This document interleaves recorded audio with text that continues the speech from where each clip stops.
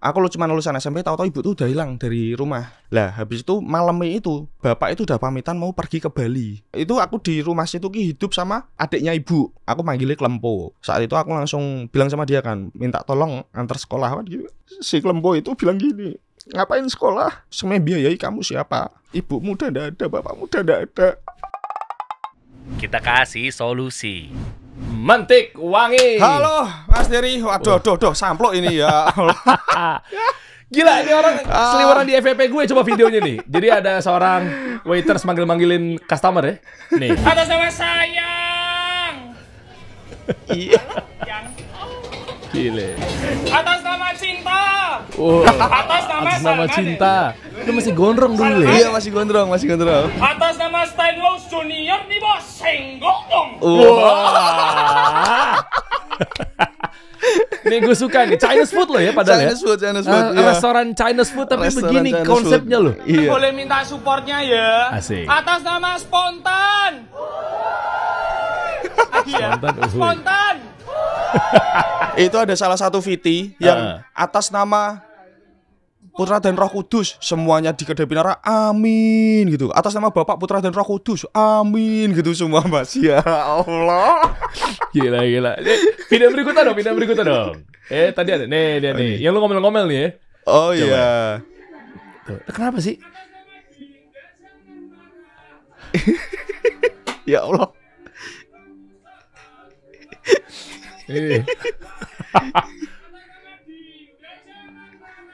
Oh, dia nggak nyaut ya? Nggak nyaut. Makanya lu kesel ya? Iya. Terus kenapa Dinanya nggak ada? Ada, tapi itu emang pada sengaja. Coba ya.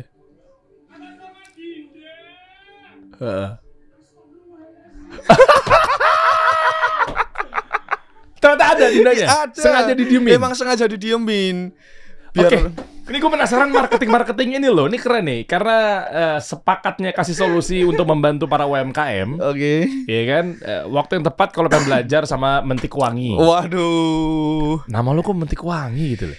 Mentik Wangi, iya. Soalnya itu kan branding ya, Mas ya. Asik. Iya, kalau apalagi sekarang kan udah bolak-balik ke Jakarta gitu kan. Apalagi udah bolak-balik ke stasiun TV gitu, jadi Mentik Wangi gitu lah. Ngomongnya jadi anak Jakarta. Mendok-mendok aja lo. Udah jadi anak Jakarta gue cuy. Ya. Gak pantas ya, gak pantas banget sumpah. Gak pantas. Kulo jenengan. Wah. Opo kulon jenengan ini opo itu? Nanti lo kasih tahu ya triknya ya. Oke. Penghasilannya sehari lo sekarang. Iya kan? Hah? Ya. Makin naik sekarang. Alhamdulillah sih ya agak ya gitu pokoknya udah makin asik. Gitu lah. Mana coba buktinya? Ada. Oh, ini langsung report dari ini agak sepi ini. Agak sepinya berapa? Asik kayak. Sehari dibilang sepi, turun ke 10 dibilang sepi. Sombong banget nih orang Semarang satu ini nih. Laporannya di mana coba? Laporannya ini ada tuh ya. Dari karyawan lo. Kita kan mesti kan pembukaannya kita masih manual soalnya. Oh, jadi ditulis dong. Masih pakai manual. Coba sambil nunggu nih. Ini media-media juga banyak loh. Viral. Resto Pinara didatengin deh. Tuh, punya waiters kocak, pengunjung rela antri berjam-jam. Jadi pengunjung di Semarang ini rela antri berjam-jam untuk makan di restoran Chinese foodnya dia nih. Ternyata lu tuh waiters apa foundernya? Nanti lu kasih tau ya. Ya, oke. Coba ini tadi semalam. Asik, ya, semalam. Segitu. Semalam dapat segitu. Ya. TF sama jadi ada QRIS, terus ada yang bayar tunai gitu-gitu. TF tuh apa? Transfer. Tunai fisik. TF. Tunai fisik. TK itu tunai kertas, TF itu tunai fisik. QR tuh yang bayar pakai scan barcode gitu. Oh. Nah. QRIS atau KRIS itu. Ya, itu. Sepi apaan? Kita itu jualan dari jam 5 sore sampai setengah 12 malam tok. Berarti cuma 5, 6, 7, 8, 9, 10, 11 6 jam setengah berarti. Nih coba lihat video-videonya. Banyak yang pernah mampir, siapa aja artis? Sebenarnya kedai Pinara itu kalau yang pas viral-viralnya ini ya, viral-viralnya ini kemarin terakhir ada Project Pop full team. Wih. Ya Project Pop. Terus yang kemarin itu ada Vino, Adipati Dolken, Abizar. Terus ada yang Bayong tuh siapa sih namanya? Mita Tambayong. Suaminya, lupa aku namanya. Suaminya Mita Tambayong. Mika Tambayong. Iya ndaan ya, lupa aku. Ini si Vino siapa? Vino Gebastian. Iya. Kesana sama Adipati Dolken dan lain-lain nih. Circleku sih itu kebetulan Mas. Circleku kan ya.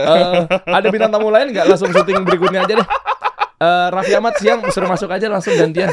Abizar tuh siapa? Abizar itu putra almarhum anak Ustadz Uji. Anak Ustadz Uji apa anak Ustadz Jeffrey nih? Ustadz Uji kan juga Ustadz Jeffrey Al-Bukhari toh. Ustadz Uji apa Ustadz Jeffrey nih? Kalau Ustadz Uji, Ustadz Jeffrey. Oh iya toh, oh iya. Ustadz Jeffrey berarti. Semoga Allah merahmatinya ya. Abizar Girang, tirukan Lambayan Mentik Wangi. Siapa lagi sih? Viral banget lu ya? Iya. Nanti lu bocorin dong strateginya. Nih kita satu circle kita. Asik. Habis syuting dari mana kita ya? Asik. Agak lupa sih gua mah. Asik. Gila nggak cocok banget. Orang Jawa satu ini nggak cocok banget. Oh ini. Iya. Lah pertama kali mereka datang itu tuh Mas, aku tuh ndak nyangka gitu loh, nggak percaya. Jadi aku kan masih ceker tuh yang teriak-teriak tadi. Ya, ada satu anak namanya Tulus, itu juga karyawannya Kedai Pinara. Dia tuh bilang gini, Mas Mentik, kayak itu aku tadi lihat Vino, bilang gitu. Vino siapa aku gitu? Vino Gebastian. Oh, enggak mungkin, aku bilang gitu kan. Soalnya kan Vino kan udah artis papan Dayan, udah papan artis papan atas ya. Langsung coba sana cek dulu. Beneran Mas, serius dia bilang gitu. Coba cek dulu. Oke, dia jalan toh. Fotoin ya, foto bareng ya kalau emang Vino ya. Iya Mas, dia jalan. Habis itu langsung balik lagi. Mana foto nih? Nggak dapat foto nih Mas. Loh, lah kok iso? Ternyata nggak cuma Vino tok. Lah terus ada Adipati, Abizar. Wah, banyak pokoknya. Nah, langsung habis itu langsung mereka kan tadinya kan di taman. Jadi di depan Kedai Pinara itu ada taman-taman gitu. Karena kita kan di kayak gor olahraga gitu loh. Di taman terus aku lihat, iya, ada Vino sama teman-temannya gitu kan.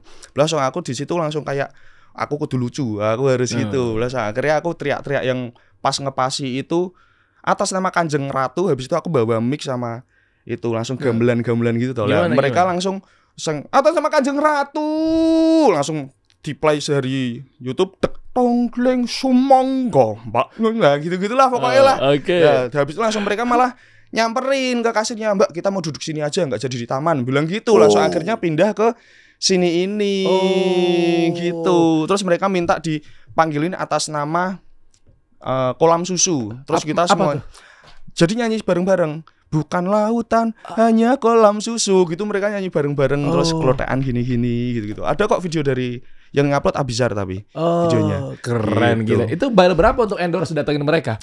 Kita satu circle sih Mas, kebetulan sih Mas. Nggak ada bayar endorse. Serius ini nggak bayar endorse? Iya nggak Mas. Gile. Keren. Adipati Dolken, Adipati Delkon, jalan kontak. Datang semua tuh. Aku juga kayak kaget kan. Habis itu aku tak samperin si Mas Adipatinya. Loh Mas Adipati kok sampai sini Mas? Lah kan viral Mas Kedai Pinara. Oh iya Mas. Lah saya aku bilang gitu toh. Wah Mas Mentik juga viral. Makanya kita penasaran pengen kesini gitu. Keren. Yeah. Kita kupas deh. Ada banyak yang meliput nih. Pada penasaran kan strateginya gimana. Ya marketingnya apakah memang udah di set dari awal ya tentang manggil-manggil seperti itu gitu ya. Karena ini hal yang sebenarnya simple tapi nggak kepikiran sama UMKM. Karena semua juga melakukan hal yang sama. Mungkin kalau di marketing kan istilahnya kan kayak apa yang menjadi unik lo dibandingin sama brand lain gitu kan. Nah cuma manggil-manggil doang tapi gara-gara di tek orang langsung ger. Gitu. Coba lihat media-media lain aja ya sebelum dia akan bongkar nih. Katanya lo punya ilmu bagus banget deh tentang ilmu apa? Jangan dong. Restoran ini punya waiters unik hingga videonya viral. Tuh iNews tuh. Detik Jateng. Kedai Pinara Semarang viral karena cara unik memanggil pelanggan. Tuh kan Kompas juga masuk loh. Gokil. Ya, tuh menikmati sensasi bersantap di Kedai Pinara, tempat makan viral yang punya cara unik memanggil nama pelanggan. Banyak banget. Terkenal karena jargon pin maem dak pin. Apa tuh maksudnya? Jadi sebelum viral itu, sebelum aku yang rame gitu toh Mas. Jadi ada salah satu itu orang kelompok, dia tuh kayak itu sekitar ber-6 orang. Lah, tak panggil. atas nama Kevin gitu. Nah, habis itu langsung dia kan enggak dengar sampai 2 kali atas nama Kevin, ternyata kan di depanku. Habis itu langsung dia bilang, Mas, ulangin bilang gitu, mau tak kontenin, dia bilang gitu. Nah, habis itu langsung akhirnya oke Mas, aku langsung kayak punya pikiran sekali paling cuman kumpulan-kumpulan biasa, cuman dibuat story, nggak dibuat konten. Lah akhirnya aku celelean gitu. Atas nama Kevin, maaf ndak tak gituin. Lah langsung diupload sama ternyata itu food vlogger, Mas. Om Dut suka makan. Food vlogger ternyata. Lah dari Om Dut itu langsung akhirnya meledak itu dari situ. Lah sebelum-sebelumnya emang aku udah nyetok video mau tak buat konten di TikTok. Gitu lah, malah udah keduluan sama si Om Dut. Pas Om Dut meledak sampai berapa viewers gitu ya, langsung akhirnya besoknya tak edit, langsung tak upload di punya aku itu, langsung tembus berapa juta itu tadi. Gitu. Banyak juga ya food vlogger yang support ya ternyata ya. Iya. Oke, nanti gue mainnya di Semarangnya di mana lokasinya, lu pantengin sampai akhir teman-teman. Kalau bisa kita bikin satu pertemuan, kita kumpul di sana semua. Jadi awalnya gimana sih lu nih? Jadi ini nyeritain kedai Pinara yang di sini dulu apa yang dari awal? Dari awal kan katanya lu hidupnya juga. Ya. Bentar ambil tisu ya. Jadi gimana? Lu tuh siapa sih, Bro? Jadi saya itu dulu itu kenapa bisa mendirikan sebuah kedai yang bernama Kedai Pinara. Tadinya itu namanya Kedai Pinara, Mas. Belakangnya K. Itu artinya kayak monggo lenggah gitu. Apa tuh? Silakan duduk. Oh, oke. Nah, gitu. Dulu itu aku tuh cuma lulusan SMP. Aku cuma lulusan SMP tok. Lah, habis itu 2009 itu aku lulus, terus aku ngamen. Lulusku bukan karena nakal ya Mas ya, kayak mabuk-mabuk atau obat-obatan gitu enggak. Emang karena keluarga pisah gitu. Oh, broken home. Broken home. Lah 2009 itu bapak sama ibu itu udah pergi. Aduh, aku udah bisa. Nah, ini kan buat inspiratif teman-teman. Ada gimana cerita sesungguhnya bapak sama ibu bisa kenapa?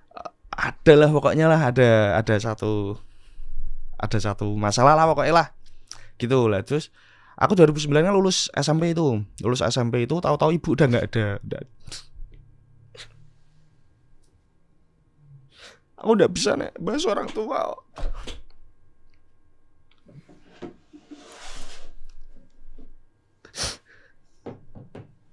Oke.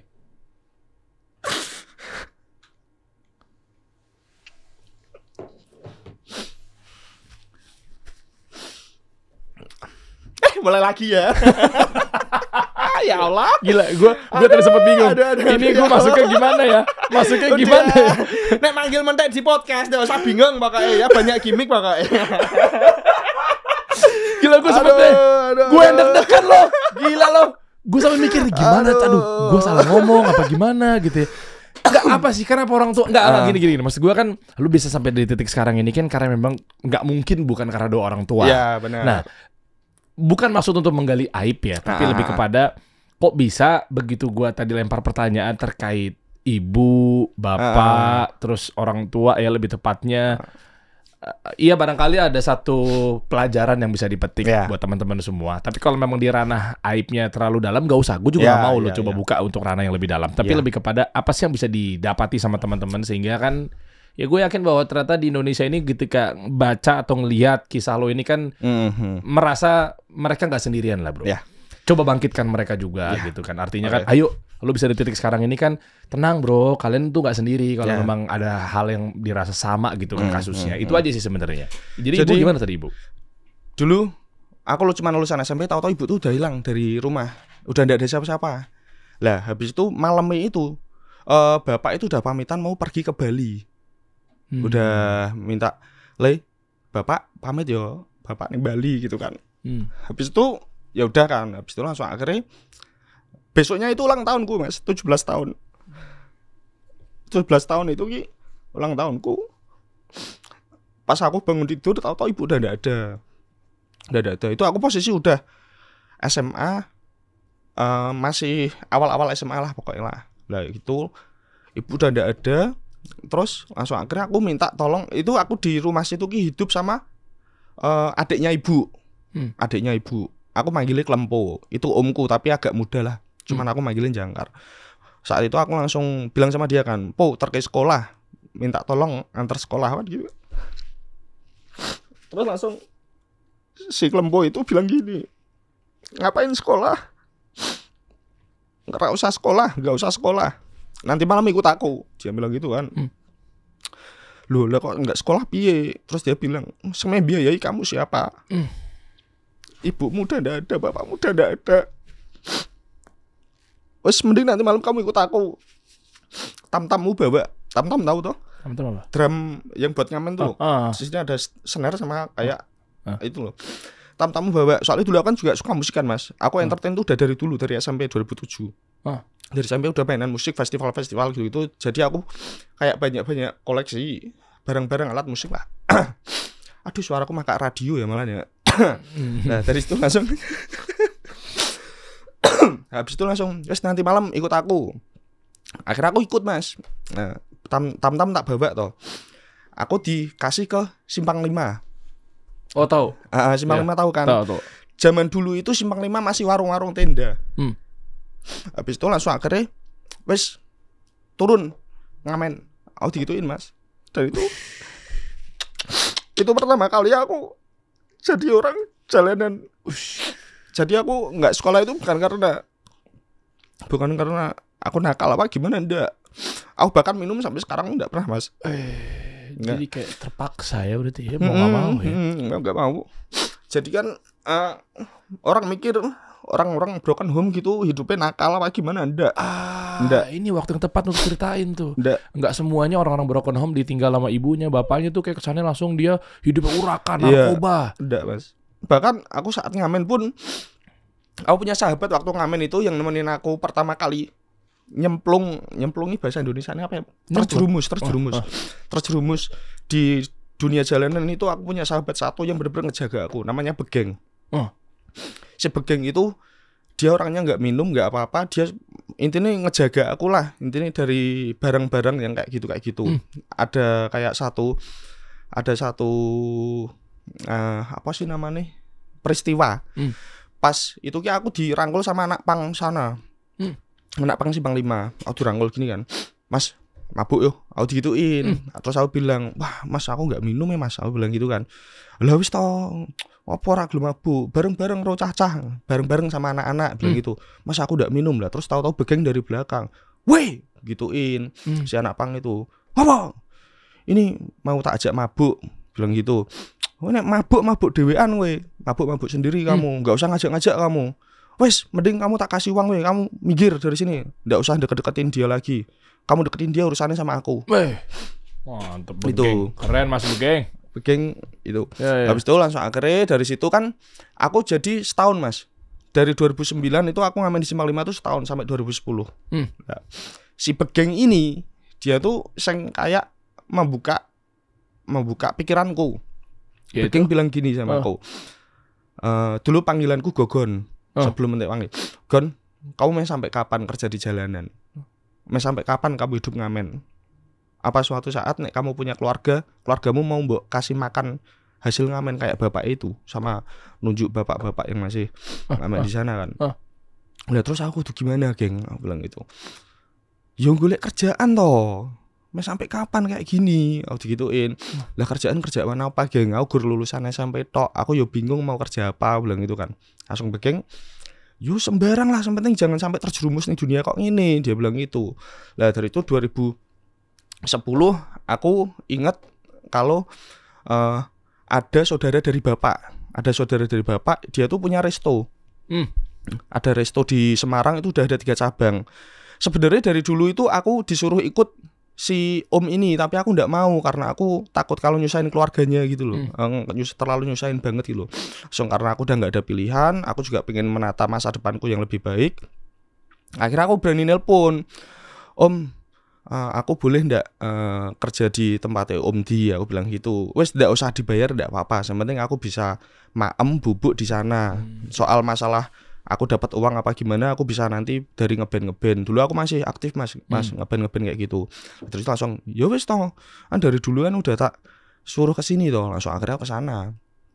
Dari situ, dari resto itu aku mulai belajar sedikit-sedikit tentang masakan, Mas. Jadi dulu itu aku masih kerjanya itu kayak kurir, nganter delivery order, terus cuci piring, terus banyak lah potong-potong lah. Habis itu langsung pas saat closingan resto itu, aku minta tolong diajarin masak. Pas diajarin masak itu sama si karyawannya omku itu nggak dibolehin. Kenapa? Caranya buat nasi goreng piye to? Akan bilang gitu toh. Alah gampang, tinggal dimasuk-masukin kabeh we, cerot-cerot kayak kabeh we. Dia bilang gitu.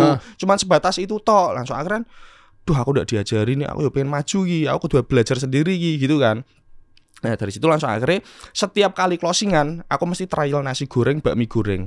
Itu sampai bener makanan itu jadi enak tenanan. Oh, belajar sendiri ya? Iya. Wih.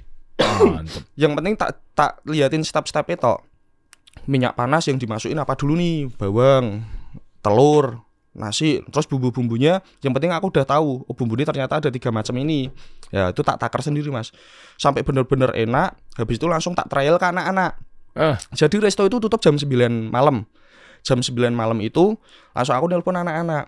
Cah, ayo kesini tak masakin. Sekalian nyoba, aku bilang gitu kan. Nah dari itu langsung anak-anak bandku itu datang semua mas. Datang langsung, yo tak masak ke ya. Aku udah bangga banget gitu loh bisa masak nasi goreng sama mie. Ayo, wah tak masak gitu-gitu. Langsung, piye rasanya? Wah enak, masuk. Dia bilang gitu. Nah habis itu karena aku ingin berkembang, aku pengen masuk ke resto yang agak besar. Saat itu aku masuk di resto Chinese food di Semarang yang namanya itu udah legend banget lah di sana. Apa tuh, ngelamar maksudnya? Ngelamar kerja. Oh, oke. Akhirnya aku keluar dari situ dan di situ akhirnya aku ngelamar kerja. Waktu ngelamar kerja itu di situ posisinya cook helper. Cook helper itu jadi asisten koki. Nah, dari situ tapi cuma 1 minggu tok. Habis itu chefnya bilang karena ada koki yang keluar, chefnya bilang, "Ini ada Mas Nur keluar, siapa yang mau jadi koki?" Aku langsung tunjuk tangan gini. "Saya chef." Aku bilang gitu. "Loh, kamu bisa masak?" "Bisa, chef." Aku bilang gitu. "Coba sekarang masak." Aku disuruh masak mas itu mas. "Yakin ya bener bisa masak ya?" "Iya chef." Langsung akhirnya di trial nasi goreng 1 porsi. Delalah cocok kan. Cocok langsung akhirnya aku jadi cook itu di situ. Karena aku ingat kata-kata begeng itu tadi, gue kudu dadi wong sukses, bilang gitu. Wah, ada kemauan, ikhtiar gitu ya. Langsung akhirnya dari situ aku udah jadi cook itu. Dulu aku belum bisa goyang kuali itu, belum bisa yang sampai lanyah gitu, belum bisa. Bisanya kuali tak angkat terus tak junjung gini. Terus dimarahin sama cook yang satunya. "Kamu nih cara masakmu kayak gitu, tanganmu tugel kalau seandainya masak 5 sampai 6 porsi. Patah nanti," digituin. Tapi memang bener mas, sini tuh bengkak mas. Karena sekali masak kan 5 sampai 6 porsi kan mas. Karena salah cara masaknya. Harusnya kan goyang bawah bukan digoyang atas. Oke. Gitu. Dan goyang bawahnya itu kan belum bisa. Terus belajar gimana? Ya pelan-pelan langsung diajari sama teman-teman sana, pelan-pelan goyangi gitu-gitu. Langsung dari situ langsung akhirnya udah aman. Oke. Nah, terus habis itu aku dapat berapa bulan ya di sana ya? Sekitar 6 bulan apa 7 bulan ya enggak salah. Aku dikabarin. Jadi kan waktu keluarga pisah kan aku sama adik dipisahin toh, Mas. Aku di Semarang, adik di Tangerang. Sorry, berarti ini di Bapak? Nggak ikut dua-duanya sih. Oh. Nggak ikut dua-duanya sih. Terus tinggal sendiri dong? Iya, di Semarang aku benar-benar sendiri mas. Dipisahin itu pisah kenapa? Kenapa nggak bareng aja? Karena adik itu kan masih butuh sekolah toh. Kalau aku nggak sekolah nggak apa-apa. Adik itu butuh sekolah, terus yang nyekolahin itu tante yang ada di Tangerang.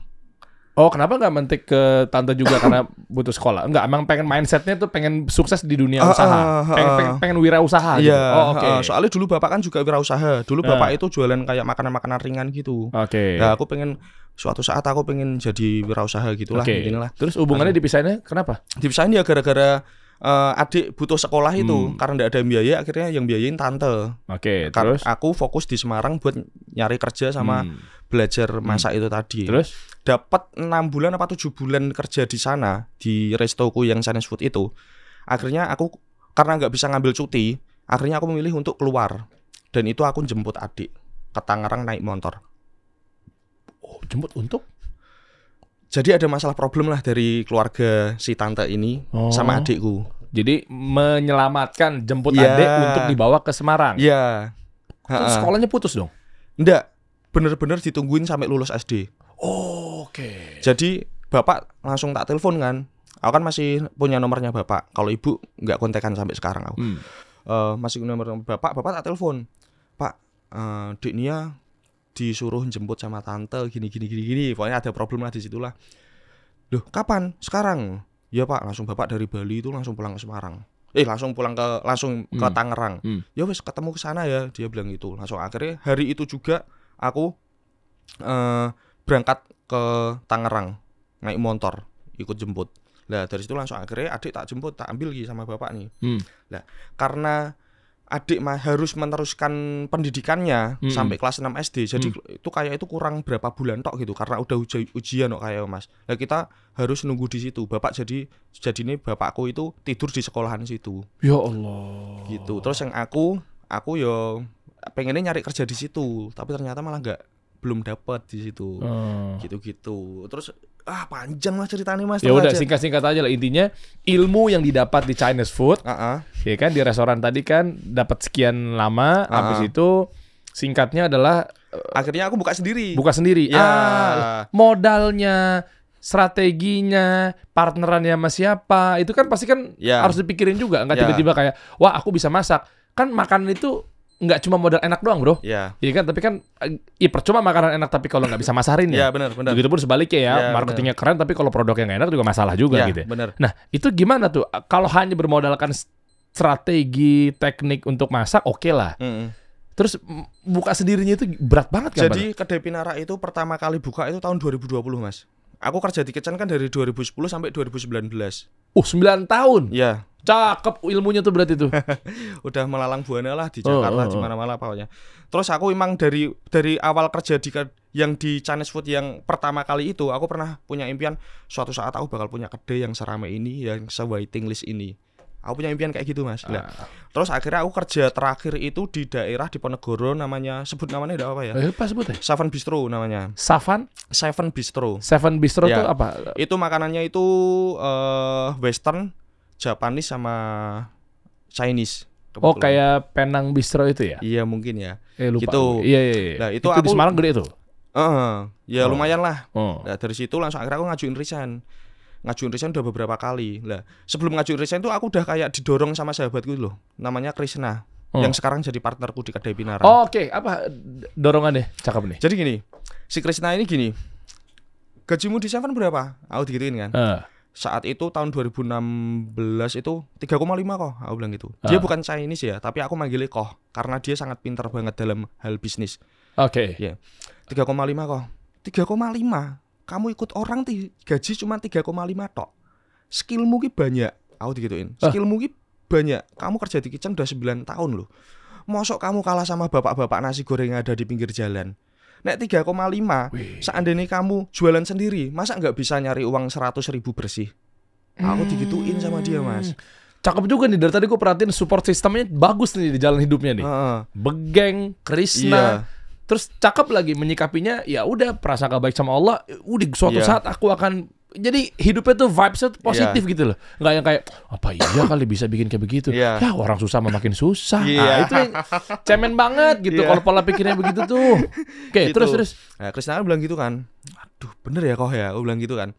Yo iyalah, lah sampai kapan kamu ikut kerja orang terus? Umurmu segini, kamu sukses sampai umur berapa nek ikut orang terus gitu-gituin kan.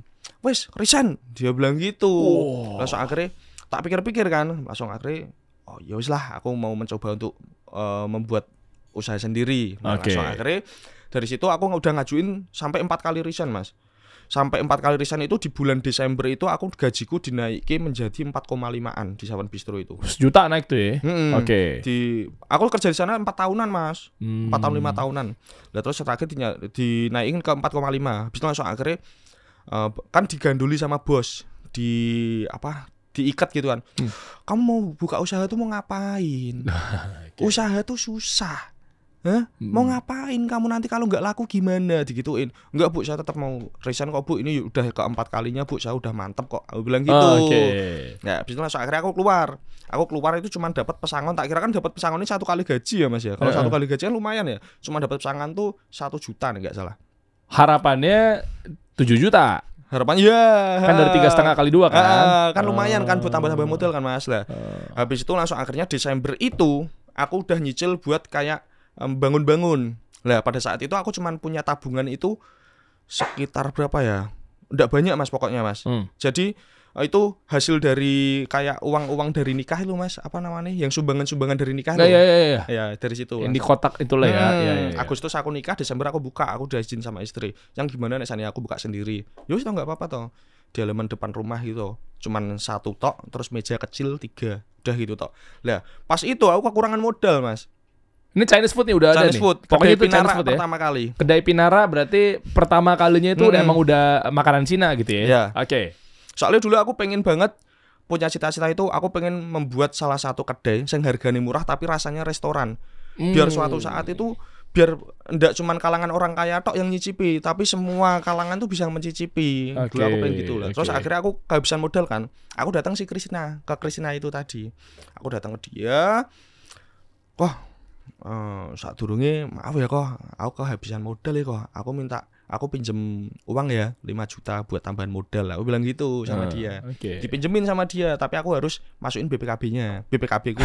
Gitu. Tapi aku yakin itu cuma buat syarat tok sih sama dia. Soalnya aku sama dia udah temenan dari kecil loh, Mas. Gitu lah. Dari situ langsung akhirnya buka nih, Mas, kedai Pinara pertama. Des. Biasanya aku per bulan itu gaji 3,5.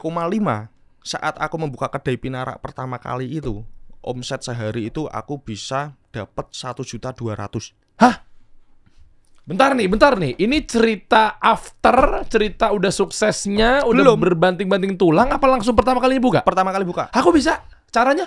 Dulu soalnya aku udah berkecimpungan di entertain dulu, Mas. Jadi aku punya masa banyak gitu loh. Oke. Ya. Oke. Jadi kan otomatis yang datang kan masih follower-followerku gitu-gitu kan. Jadi berapa followersnya? Asetnya itu pertama kali berarti pakai followers pribadi. Ya. Berapa?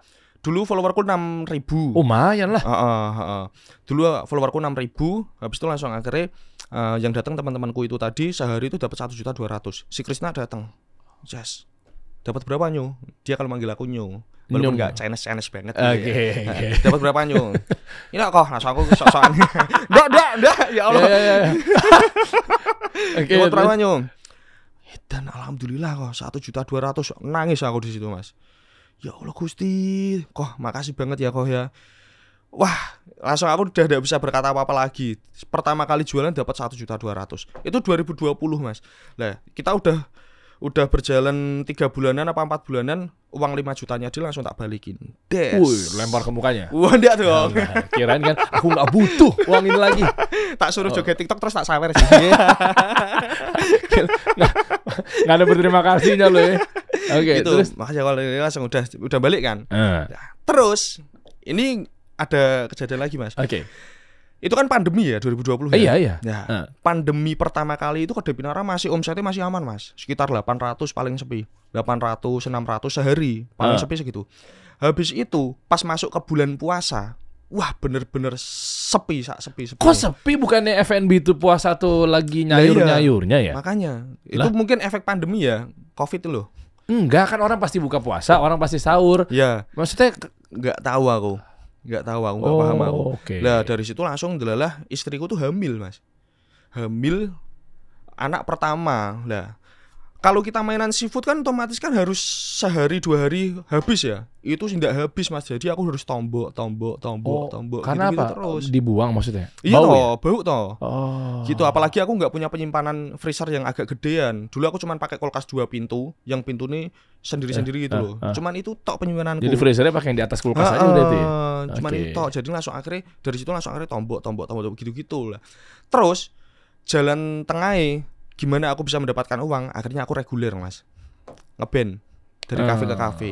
Lah, ketika aku ngeband dari kafe ke kafe, otomatis kan warung yang tadinya harus buka akhirnya buka tutup toh. Nggak kepegang kan. Iya, Lah, langsung akhirnya tutup. Terus pas aku dapat job itu aku warungnya tutup. Pas aku nggak dapat job buka, aku tutup lagi buka lah. Otomatis kan customer kan bakal kecewa ya. Males lah. Udah males bakalnya. Nah, dari situ langsung akhirnya wes lah kayak emang harus ditutup gue lah. Aku udah ngedon dulu gitu. Di situ kan langsung mentalku udah nggak kuat, bener-bener nggak kuat, langsung aduh kok gini ya gitu. Langsung akhirnya aku fokus ke entertain dulu, nyanyi-nyanyi, event-event gitu-gitu. Ya, dari situ langsung akhirnya aku kayak pengen buka usaha lagi, Mas. Buka usaha Warmindo habis itu. Udah kemana-mana, sayang banget. Kenapa nggak difokusin ke situ ya padahal si Pinara itu ya? Langsung buka usaha Warmindo itu. Indomie. Dulu tuh Burjo, tahu Burjo? Tahu. Lah, itu di Semarang masih nge-vapes, masih gede-gedenya kan namanya kan, masih viral-viralnya. Langsung aku buka usaha itu, Mas. Itu cuma bertahan 1 tahun tok, Yohan. tutup lagi Mas. Waduh. Habis itu langsung akhirnya aku nge-Grab jadi driver aku Mas. Padahal waktu aku usaha Warmindo itu aku masukin BPKB 15 juta di bank. Habis itu langsung tutup, setahun tutup. Nah ini permasalahannya. Iya. Habis itu langsung akhirnya tutup, aku nge-Grab Mas. Jadi penghasilanku itu nge-Grab sama entertain itu tadi, nyanyi-nyanyi itu tadi. Sebentar, nih jadi saya juga masakan jenggotan kok nggak masukin selipan-selipan kan, takutnya gitu kan. Boleh saya mulai? Boleh? Jangan tersinggung ya. Iya. Masukin BPKB sebagai jaminan pinjaman di bank. Iya. Cerot. Kalau telat bayar ada dendanya. Ada dendanya. Kalau telat bayar juga, kalau nggak bisa bayar disita. Iya. Berharap sukses. Ya. Bertahan berapa lama? Setahun tok. Allah diperangin. Wah. Bener. Bukan gue yang ngomong. Iya. Allah dalam firman-Nya di Al-Baqarah. Iya. Barang siapa yang berkecimpung pada riba. Aku akan perangi. Berharap sukses dari riba. Nggak mungkin. Bener. Nyatanya berapa lama? Setahun tok. BPKB-nya kemana? BPKB-nya akhirnya, nah ini nanti ada ceritanya lagi pokoknya. Nah itu tuh Mas. Tak lanjut ya. Ya lanjut. Pas ketika aku jadi driver itu, ojek online itu toh. Driver apa driver nih? Driver. Kalau orang Jawa driver. Driver. Ya. Oke. Kalau orang Jakarta mah driver ya. Lah, itu kan namaku kan dulu Mentek Wangi itu kan udah agak mendingan ya. Ada orang-orang bilang, "Loh, Mas Mentek dapat endorse dong." Endorse-mu gede, ini kerja dikira endorse gitu kan. Dikira endorse aku. Jadi penghasilanku dari Grab sama nyanyi itu tok, Mas. Lah dari situ langsung akhirnya aku buka Tom Yum. Jadi resep-resep semua resto-resto itu tak pegang semua toh. Terus aku kayak ada ide, wah Tom Yum masuk sih. Tom Yumku enak kok. Oke. Aku gitu. Terus? Langsung akhirnya aku buka Tom Yum itu. Cuman bertahan 3 bulan Mas. Itu aku dirasain sama si yang penjaga jalanan di area itu. Soalnya kaki 5 pakai gerobak. Preman gitu. Preman. Pakai gerobak gitu. Habis itu langsung tutup lagi Mas. Aku nyoba thrifting. Semuanya dicoba ya. Modal yang pas Tom Yum itu pakai modal dari mana? Tom Yum itu joinan. Jadi kayak seolah-olah ada investor gitu loh. Gitu. Aku yang buat resep dari dia investornya. Oke. Gitu. Langsung akhirnya buka thrifting. Aku udah bingung kan. Dulu aku punya tab. Tab itu tak buat nyanyi. Kalau di event-event gitu. Terus akhirnya tab itu tak suruh pegang temanku. Aku pinjam 1,5 juta tak buat buka thrifting. Aku bilang gitu. Jadi banyak yang digadaikan ya. Iya Mas. BPKB, tab lah, itulah. Itu angsuran masih jalan loh Mas dulu Mas. Angsuran yang bank itu BPKB itu masih jalan. Jadi proses aktivitas riba masih berjalan. Iya masih berjalan itu Mas. Masih berjalan. Nah habis itu langsung akhirnya gimana mau menang tuh ya, makanya gagal terus tuh ya. Gagal terus itu. Hidupnya pada riba terus ya setiap harinya ya. Masya Allah ya. Habis itu langsung akhirnya wes joinan tuh tutup juga. Langsung akhirnya aku tabku kan tak pegangin 1,5 juta toh. Nah, aku punya uang 1,5 juta. Aku pengen thrifting. Akhirnya aku beli paket. Kalau thrifting kan kalau penjualan online kan paket jual bal-balan gitu. Enggak yang bal-balan gede. Ini jadi paket misalnya 10 sepatu doang. Tahu. Gitu. Tak jual Mas, laku Mas. Tapi uangnya enggak tahu kemana. Enggak bisa ngelola aku. Boleh saya masuk juga? Oke, langsung. Jual tapi uangnya nggak tahu kemana. Aktivitas riba masih berjalan? Masih Mas. Oh ya itu. Ya Allah. Soalnya empat elemen kena. Pelakunya, ya kan? Pemberinya, saksinya, penulisnya. Bener. 4 itu kena semua. Allah perangi. Bener. Kena semua. Jadi selama berjalan masih ada aktivitas itu, 4-4-nya kena. Anda pelakunya, yang pemberinya temennya atau banknya, ya kan? Ada saksinya. Iya ya Mas ya. Siapa penulisnya? Udah sama seperti. Iya. Berat. Iya. Habis itu dari thrifting itu aku buka kedai Pinarak lagi Mas. Balik lagi. Tak buka lagi tapi cuman ini misal kedai Pinarak yang lama. Cuman pindah di sebelahnya tok. Gitu. Oke. Ya, dibuka di situ langsung akhirnya aku ngontak si Krisna. Ini kita telaah nih bareng-bareng nih ya. Ini kan fasenya kita buktikan janji Allah benar janji atau Allah. Enggak nih ya. Bener. Yang ini bener ini. Oke, coba. Krisna tak telepon. Koh, ini, kalau Kedai Pinara yang ini ketiga ya. Ini yang Kedai Pinara yang kedua. Oh, masih kedua masih nih, belum kedua ketiga ini, nih. Belum, Mas. Belum. Oke. Aku manggil langsung ngabarin si Krisna. Koh, Kedai Pinara buka lagi. Aku bilang gitu. Soalnya kan gimana pun juga kan si Krisna kan yang ngedorong aku buat usaha kan. Jadi dia orang pertama yang tak kabarin. Koh, Kedai Pinara buka lagi. Aku bilang gitu. Di mana? Sebelah Pinara yang lama. Langsung dia OTW, Mas. Baru OTW langsung marah-marah gitu. Tak kira buka makin besar apa gimana? Podo we cilik, dia bilang gitu. Apa tuh artinya? Tak kira buka itu makin besar. Ternyata masih sama aja, cuman masih kecil, cuman ada 3 meja tok, dia bilang gitu. Atas dasar apa kok marahnya begitu? Motivasi nih? Motivasi, Mas. Oke, apa tuh? Itu ngetes mentalku, Mas. Terus akhirnya dari situ dia bilang gini. Wes, gini weh, joinan be aku. Dia ngajakin joinan. Oke. Kita buka Kedai Pinara. Aku yakin sama masakanmu. Kita buka Kedai Pinara yang benar-benar di branding. Dia bilang gitu. Nah, itu aku Kedai Pinara yang kedua itu baru buka sebulan. Disuruh tutup sama dia. Tutup ya. Kita cari tempat buat buka Kedai Pinara di tempat baru. Orang kaya juga nih ya. Dia usahanya banyak, Mas. Krisna nih. Brand-brand boleh tak sebut gak sih di sini? Boleh lah, sebut lah.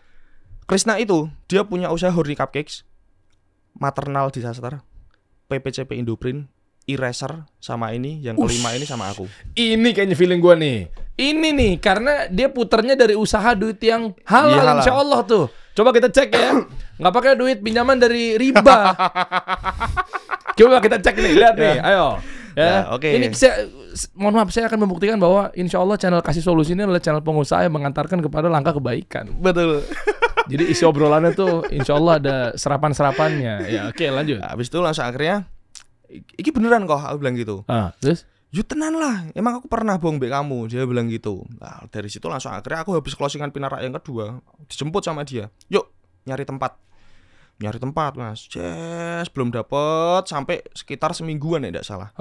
Baru dapat di lokasi yang sekarang ini, Gor Trilo Bajuang ini. Oke. Dapat di sini, terus langsung akhirnya kan otomatis kan aku nggak berjualan toh, Mas. Ketika aku nggak berjualan, riba itu tadi kan masih berjalan toh. Aku bingung untuk ngangsur toh. Nah, pas udah dapat tempat ini, besok udah renovasi, 3 hari lagi, 4 hari lagi itu udah renovasi. Motor tak jual. Jam 2 malam aku bangunin istriku. Yang motor tak jual ya. Loh, kok buat jual napa? Iki nek seandainya kita jalan di Kedai Pinara sing Gor Trilo Bajuang, kita nggak bisa bayar angsuran ki. Karena kita nggak jualan, kita nggak ada pemasukan dari apa-apa. Aku bilang gitu. Lah nek mbok jual terus kita naik apa? Dia bilang gitu. Kita jual buat nutup utangnya itu, nanti sisa nih kita beli motor kecil-kecilan, jelek-jelekan, aku bilang gitu. So akhirnya dia mau. Jam 2 malam aku langsung telepon temanku namanya Darul. Dia anak motor kan. Rul, panggilannya Bolot. Lot, motorku mau tak jual ki. Besok siang nek iso. Aku bilang gitu. Siang itu juga langsung disamperin, Mas, langsung laku alhamdulillah, Mas. Habis itu langsung BPKB tak tutup, semua tak tutup. Alhamdulillah sampai sekarang nggak punya utang aku. Happy gua sama episode ini nih. Masya Allah nih. Ini bukti Allah dan Rasulnya ini benar-benar berjalan dengan baik nih, dalilnya dan seterusnya gitu kan. Terus akhirnya lu tutupin? Tak tutup, Mas. Udah nggak ada riba dong? Udah nggak ada riba. Jalan Pinara 3. Masih pembangunan. Masa pembangunan aku dipinjemin motor sama si Krisna kan. Supra itu kan. Habis itu langsung akhirnya sisa uangnya tak buat hidup selama Kedai Pinara masa pembangunan sampai jualan. Dari situ langsung akhirnya udah berjalan Kedai Pinara. Jadi kalau ini menurut Kedai Pinara ya, aku juga dapat ilmu juga dari Krisna, si partnerku ini. Karena dia juga pengusaha yang udah banyak usahanya. Konsepnya kita itu Kedai Pinara itu, yang kita jual pertama adalah visual dulu.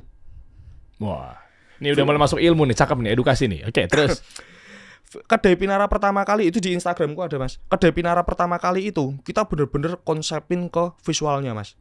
Jadi di depan itu banyak payung-payung Chinese. Terus kalau kita udah masuk ke dalam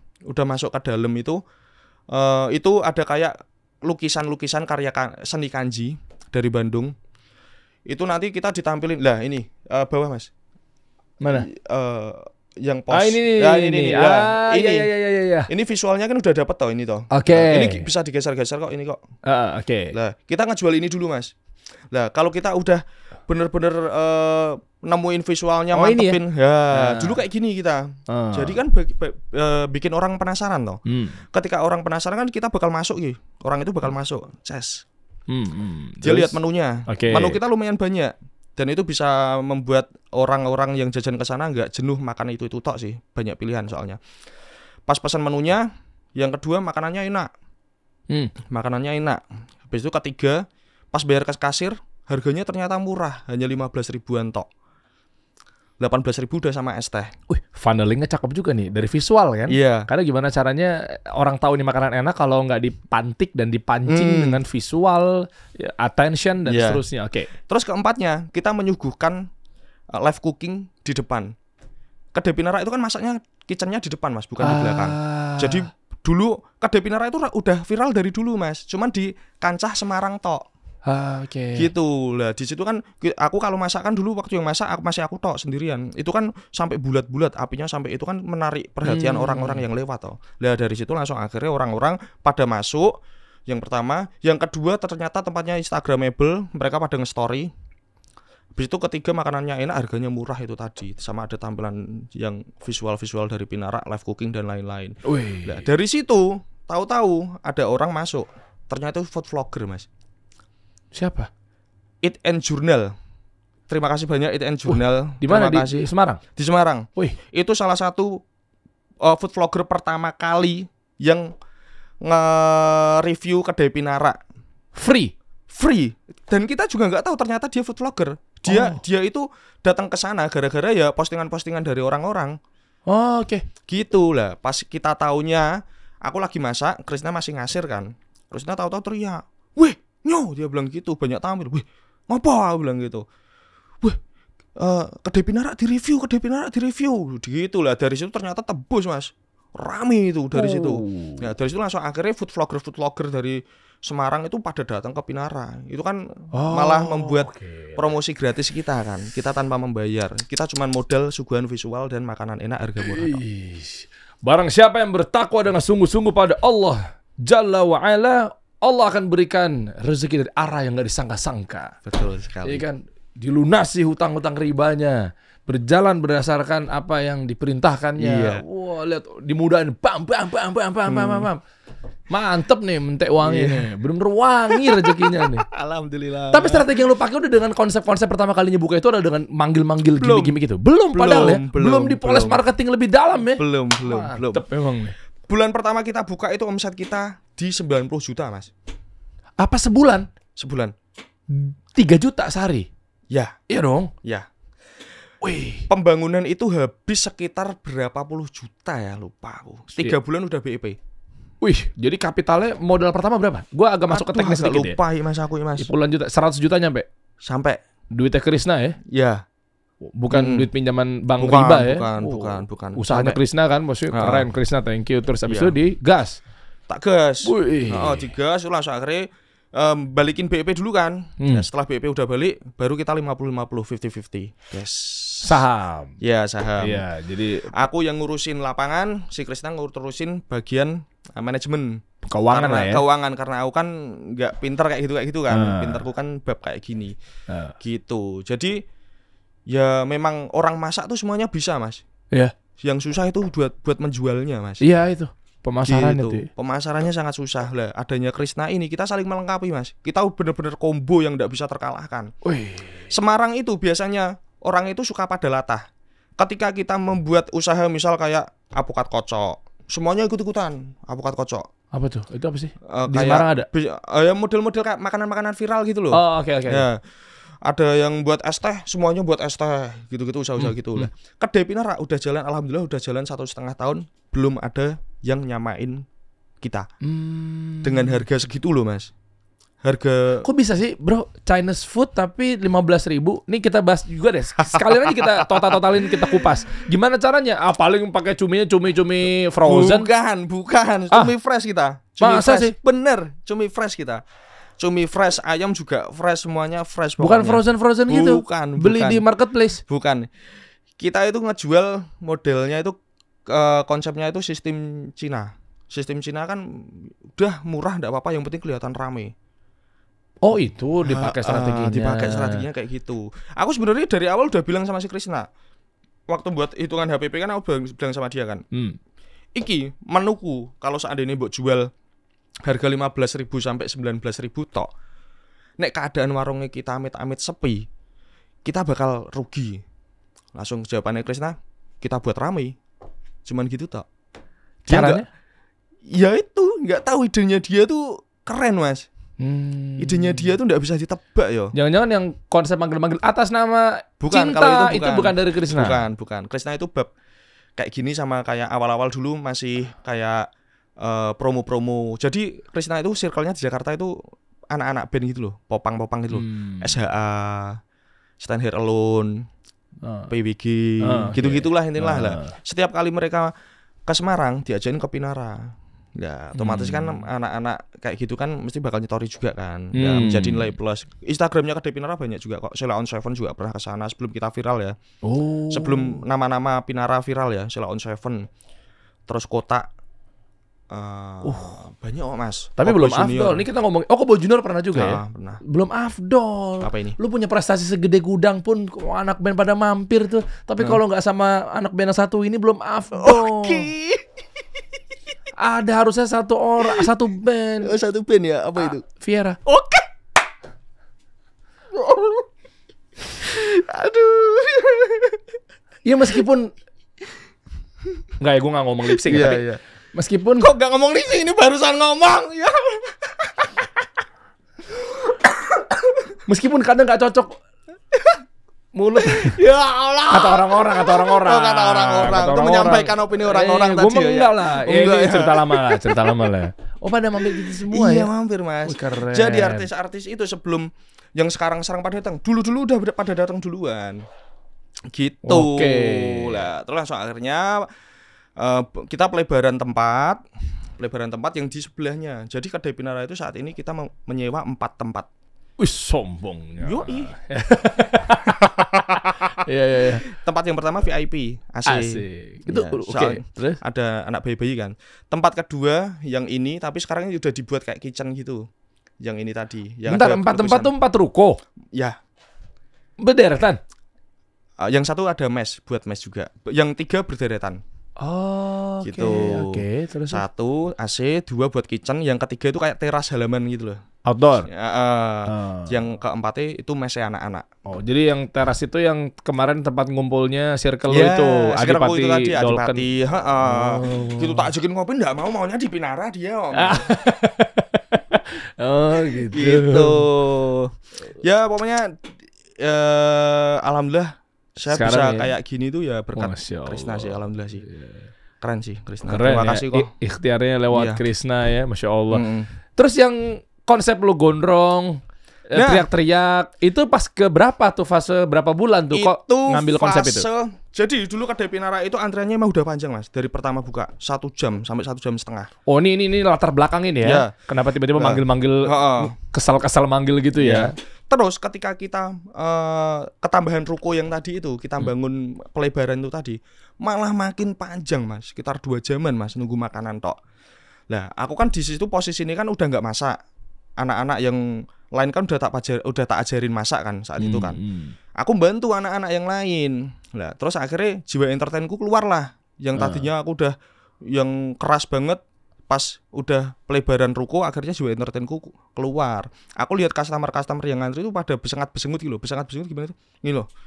Bete gitu loh. Resah. Iya. Enggak keluar-keluar gini gitu. Langsung akhirnya awalnya langsung aku manggil tak gimmick-gimmick ini gitu tadi. Lah dari situ ternyata malah orang-orang terhibur, Mas. Aku enggak tahu ternyata. Apa pertama kalinya masih ingat enggak manggilnya gimana? Aduh, apa ya? Atas nama ini. Atas nama Kevin itu tadi deh kayak iya. Sebelum Kevin ada ding atas nama Joko Tingkir. Joko Tingkir ngombe dawet itu toh. Oh itu. Lah emang nulis nama aslinya Joko Tingkir? Joko Tingkir, nulis nama aslinya Joko Tingkir. Dia kan waiting list kan? Yeah. Pesan misalnya cumi atau apalah. Joko Tingkir gitu? Iya, atas nama Joko Tingkir. Itu sebelum viral itu. Itu tak upload di TikTokku ada tapi paling bawah enggak usah cari, Mas. Itu ada Joko Tingkir ngono kan langsung akhirnya udah itu. Lah, terus pas meledaknya itu yang atas nama pin Maam Ndak Pin itu tau. Oh. Itu benar-benar meledak itu. Aku ngupload ada part 1 2 3 4 sampai 7. Wah, dari situ langsung orang FOMO datang semua, Mas. Pada FOMO pengen ngerasain sensasinya di kedai Pinara kayak gimana toh. Dari yang ada yang dari Malaysia, paling jauh dari Malaysia, Mas. Cuman pengen dipanggil gitu toh. Iya, Mas. pengen dipanggil. Nah, itu. Kan gue pernah sempat share ya mengenai experience, visual experience gitu kan. Jadi ada daya tarik nggak cuma melulu di produk, tapi gimana caranya ada perilaku konsumen ingin diperlakukan seperti ini, ingin dipanggil begini. Itu kan ada di marketing tingkat udah level 2 ke atas ya teman-teman ya. Nah itu ngaruh banget tuh, karena nggak melulu kalau produk ya mungkin ya produk udah. Gue tahu gimana cara seafood. Tapi gimana cara masarinnya, perilakunya dan seterusnya. Oh lu pakai itu, meledak. Tapi aku tuh sebenarnya ndak nyangka, Mas. Ternyata aku dari hobi entertainku yang suka bercanda-bercanda ternyata malah bisa menghasilkan kayak gini. Tapi sekarang aku udah nyoba buat nggak manggil-manggil kan. Udah ada namanya Tulus. Tulus itu dia penggantiku. Itu rame, itu cabang kedua, cabang baru ya? Masih pertama. Oh nanti cabang barunya? Ya, insya Allah ya Mas ya. Tapi kemungkinan untuk saat ini kedai Pinara insya Allah biar satu dulu, biar menjadi tempat, biar menjadi destinasi wisata Semarang. Asik. Gila. Bagus lah, mimpi. Destinasi wisata ya. Oh jadi Wingko Babat tuh akan, menurut gue udah nggak penting lah Wingko Babat. Waduh, nggak gitu Mas. Ya Allah. Ayo para ahli budayawan mampir. Jadi Mentik Wangi, catat ya, Mentik Wangi akan menghapus budaya Wingko Babat dan lumpia. Enggak gitu. Barangkali Wingko Babat ex kedai Pinara gitu kan. Wingko Babatnya dimasak Chinese food gitu kan bisa juga, Mas. Gue gak kebayang sih Mentik ketika budaya tradisional khas Indonesia itu akan kalah sama budaya asing Cina ya. Nggak gitu, masaknya nggak gitu. Aduh. Padahal Wingko Babat sama lumpia tuh asli Indonesia loh, tapi lu bawa budaya asing ya. Budaya luar lu bawa budaya makanan Cina loh. Iya, habis pulang dari ini mungkin kedai Pinara bakal jadi ganti nama lah, kedai Wingko. Ya. Gitu Mas pokoknya. Tapi sekarang lu tampilannya jadinya potong rambut. Iya, ini Mas. Apakah tidak merusak personal branding? Wah, sangat merusak sih. Tuh kan, gue udah duga nih. Gue awal-awal tadi begitu lu datang ke ruangan gue sebelum ke studio, kok nggak gondrong? Nggak tahu, mungkin hasrat orang-orang branding itu akhirnya jadinya terpancing, ya kan, tergugah atau tersenggol identitasnya. Ya Allah sayang banget. Ini menurut subjektif gue ya. Karena memang gue ada di dunia branding, marketing, media gitu, ngelihat bahwa ternyata personal branding, ilmu brand visuality, brand identity itu betul-betul muncul ke permukaan sehingga untuk membantu proses agar orang jadi ingat kita siapa. Diaplikasikan ke kedai Pinara, boom, konsistensi, ya kan, ciri khas. Nah ini jadi turunannya panjang nih. Lalu yang ujung-ujungnya adalah ketika lu coba untuk potong rambutnya, khasnya biasanya gondrong dengan gaya-gaya 90s ya. Dulu mungkin ada gaya-gaya mulet, gaya-gaya 90s tuh ya siapa ya, MacGyver, gitu-gitu lah ya. Beetle gitu-gitu. Iya, itu konsisten, khas. Tiba-tiba pas lu keluarin sekarang dengan gayanya potong rambut, gue nggak tahu sih ya, gue nggak pengen ada ini terjadi, tapi pasti gue takutnya ini khawatir akan ngaruh nggak ke penjualan. Kalau ke penjualan kedai Pinara nggak ngaruh Mas. Tapi karena kedai Pinara sekarang udah kuat sama rasanya kan, jadi nggak begitu ngaruh ketika aku potong rambut. Tapi sisi lainnya? Di sisi lainnya, program TV itu ada 4 program TV saat itu. Ketika aku potong rambut semuanya cancel. Tuh. Emang tuh. Lu nggak ngerti bahayanya personal aku branding. Belum ngeh, Mas. Belum ngeh. Aku soalnya tahu nih, ketika aku tampil di TV itu kan rambutku kayak gitu kan. Lah itu aku mikirnya kok kusem banget ya mukaku ya. Aku gitu. Lah habis itu langsung akhirnya tak potong kan. Nah, itu program TV 4-4 udah ngontak semua kan, program-programnya kan, dari itulah pokoknya lah.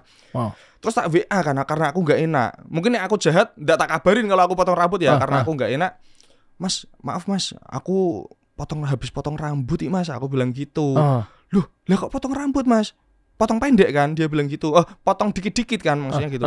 Enggak Mas, potong pendek. Waduh, mana coba lihat fotonya Mas. Langsung tak kirimin foto terbaruku Mas.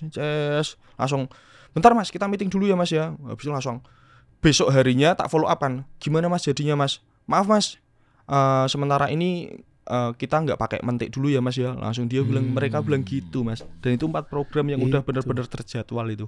Padahal kan lu di kedai Pinara kan tadi ngomong brand visual kan. Iya. Krisna bilang visualnya harus begini dan sekarang tuh orang hidup tuh ketika bersosial media itu kan ada 3V. Ya kan, ada visual, verbal, voice. Dan coba cek deh dari teori yang namanya Albert Mahrabian, orang Iran. Dia profesor di sebuah kampus ternama, University California of Los Angeles. Dibikin teori 3V. Visual, verbal, voice yang paling gede, paling tinggi untuk menarik atensi, bangun brand. V yang visual.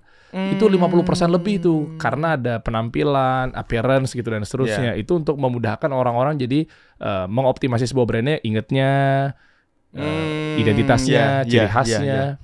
Tiba-tiba lu masuk, kalau suara mungkin masih bisa ditolerir. Masih bisa. Voice-nya tadi. Verbal mungkin kata-kata yang dituang dalam tulisan, copywriting-nya masih bisa ditolerir. Ketika lu udah merubah visual, udah. Selesai tuh. Itu di TikTok juga dampak banget sih, views turun gitu-gitu sih. Iya. Aduh. Lu harus belajar. Iya. Coba deh belajar satu kaidah gitu kan. Misalnya contoh, ada satu orang yang memang dia share bagaimana kok bisa sih medianya diinvest sama Deddy Corbuzier. Oke. Oh, gara-gara Deddy Corbuzier melihat, oh iya ada konsistensi jenggot dan topi. Nggak mau dilepas. Oh iya kan bertahun-tahun. Mungkin kita baru 2 tahun kan.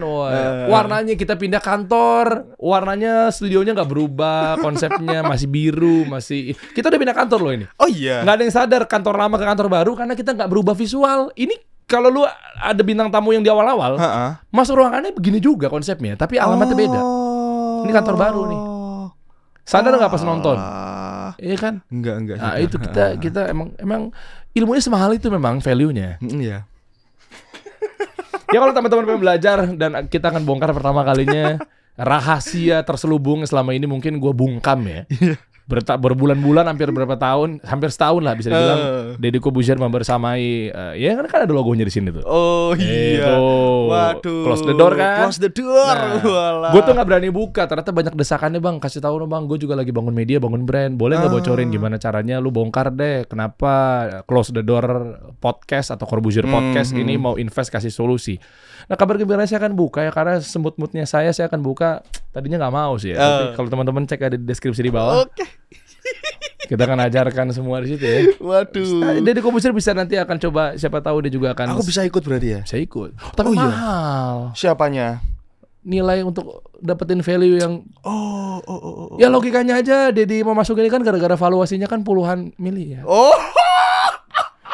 Masa gue bagikan ilmunya ratusan ribu ya nggak? Gimana gitu sih? Ya? Iya. Iya kan siapa tahu ikhtiarnya dengan lo doa tahajud siang malam apa segala macamnya ya kan dari tahajud duha tahajud apapun itu amalan-amalan sunnah kan gimana caranya Deddy Corbuzier invest ikhtiarnya udah bener belum?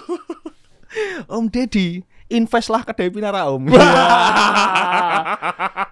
Iya. Kalau mau tahu nih ada satu webinar ya teman-teman, kupas tuntas marketing 1.0 sampai 4.0 itu gue aplikasikan dikasih solusi. Kalau mau tahu ikutannya nih ya, ilmunya akan gue bongkar. Selama ini gue bungkam, nggak apa-apa lah. Kali ini gue akan kasih tahu kenapa Deddy bisa invest dikasih solusi. Nih, cek aja di bawah ya. Gue ajak teman-teman gue semua juga nanti. Apa kita sambil belajar diskusi di kedai Pinara juga? Boleh di Semarang. Kemarin gue habis balik dari Semarang di acara UMKM Gayeng. Oh, Gayeng. Gayeng. Ya, jangan Gayeng ya. Ini orang Jawa itu kalau sama beda. Gitu ya. Maaf. Gayeng. Gayeng. Ya, gitu. Eventnya Bank Indonesia. Ya, alhamdulillah dia percaya gitu. Kita diundang ke sana waktu itu. Ya mungkin mentek digandeng-gandeng juga sama. Iya dong. Nah, kita panjang rambutnya dulu abis ini. Ini udah mau panjang nih kayaknya ini. Itu ilmu-ilmu personal branding juga ada tuh di workshop itu. Makanya hampir 2 juta belajarnya itu. Gitu. Semahal itu. Kalau lu nggak mau omset tuh masih atau nggak pengen punya mimpi besar nggak usah ikutan. Ini cuma orang yang pengen punya mimpi besar kayak Mentik ini. Ya gitu ya. Nah, jadi coba kita kupas lebih dalam lagi. Gue buka dong sosial medianya Mentik Wangi dan juga Kedai Pinara. Lu sekarang ada menu-menu baru kah? Ada apa segala macamnya? Kedai Pinara kita belum berani menambah menu baru, Mas. Kenapa? Karena terlalu crowded, Mas Ian. Wih. Nanti insya Allah kalau ada cabang kedua dan memang benar-benar dibentuk kayak resto bukan kedai, nanti insya Allah bakal ada menu-menuku andalan yang akan tak itu. Wih, sekarang berarti paling banyak penjualannya yang kontributor menu Rata, produk Mas.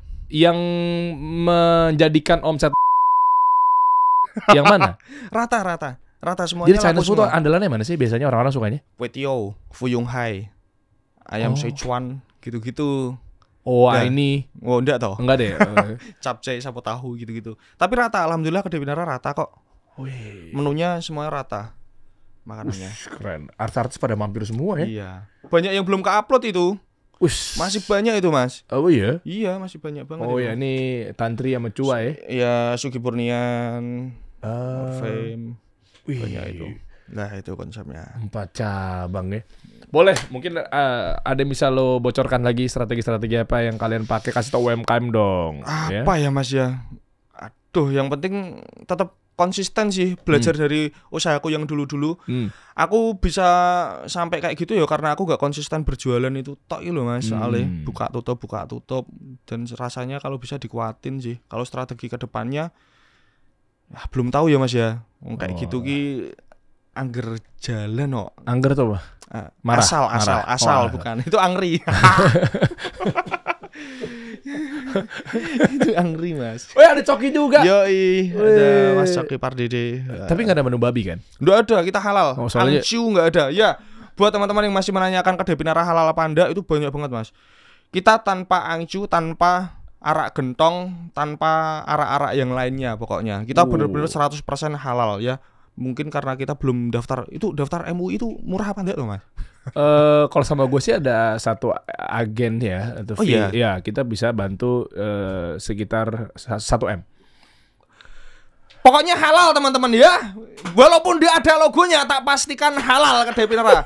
Ya karena itu tadi kita sudah menghindari riba, masa kita mau masak pakai alkohol gitu tau ya. Nah, halal pokoknya. Oh, nggak mau pakai jasa saya ya? Nggak usah. Wes. Nanti saya bantu kok ya 500 juta deh untuk logo halalnya, nggak mau ya? Tak template stiker sendiri loh. Wes. Sebelum gua ke Semarang, gue pengen dong, terakhir dong, Apa ini? menjadikan rasa sensasi kan lu udah mengurangi. Gua Menjadi tuh- customer gitu. Ya menjadi customer. Oh. Atas nama gue. Ya, gua kasih waktu sekitar 2 jam dari Ini sekarang. bonde gua atau berpikir, kelamaan enggak, toh? kelamaan. Coba ya. Nggak usah sambil berdiri ya. Gini aja ya. Ya, Nah, gitu aja. Gitu. Aduh, kok gue deg-degan nih. Waduh. Kertas. Ya, set. Oke, set. Atas nama Mas Dery yang suka lipsy. Gila, band gue yang lama disinggung sama dia. Gila. Dia, Widi yang lip-sync gue bang. Oh, bassnya biasanya itu. Oh iya bener, colokannya gak nyolok ya. Iya kan? Keren, cek wangi. Ya, tuh, ya lo masuk aja ke sosial medianya Kedai Binara. Gila, baru itu aja udah pecah deh, belum manggil gue. Langsung sikat ya menu-menu yang ada di sana. Silakan deh, monggo deh. Di Semarang di daerah mana? Lokasi? Di daerah Gor Trilomba Juang di dalam. Oh. Di daerah Gor pokoknya. Buka dari jam 5 sore sampai jam 1 dini hari. Wah. Sebenarnya jam setengah 12 udah close order sih kita sih. Sombong sekali. Terlepas dari dosa riba, kena dosa kesombongan. Kita kasih solusi.